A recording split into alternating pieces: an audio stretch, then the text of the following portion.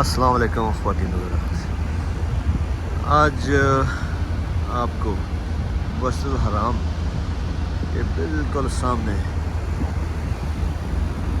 ایک بہت بڑے علاقے میں جو آپ یہ ریتلا میدان دیکھ رہے ہیں اور درمیان میں کچھ قبروں کی بھی نشاندہی کی گئی ہے۔ یہ علاقہ دیکھ رہے ہیں تو یہ تاریخ کا وہ المناک دور تھا اسلام سے پہلے، جب مکہ کے کفار ان کے ہاں جب بیٹیاں پیدا ہوتی تھیں تو ان کو زندہ ہی دفن کر دیتے تھے۔ تو یہ وہ قبرستان ہے،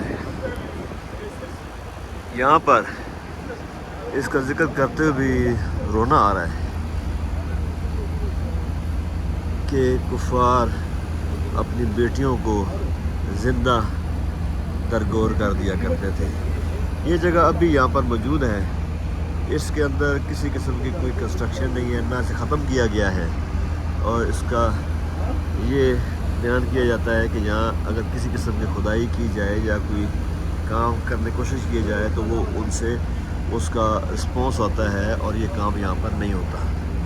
اس لیے جیسی جگہ یہ پہلے سے موجود تھی اب بھی موجود ہے۔ یہ قبرستان ہے ان زندہ بچیوں کو جو لوگ دفن کرتے تھے، اور اسلام سے پہلے یہ بہت بڑا ایک جرم تھا۔ اسلام نے اپنے آنے کے بعد یہ کبھی رسم ختم کر دی اور عورتوں کو، بیٹیوں کو ایک عظیم مقام دیا معاشرے میں، اور یہ ختم ہو گیا۔ لیکن یہ قبرستان اب بھی ایک سبق سیکھنے والوں کے لیے یہ ایک عبرتگاہ بھی ہے، اور یہ ایک تاریخ بھی ہے، اور ان ظالموں کے لیے بھی ایک ایسا سبق ہے جو اس طرح سے کام کرتے تھے۔ قبریں کچھ نظر آ رہی ہیں آپ کو، میں آپ کو ایک قبر تھوڑا سا اس کو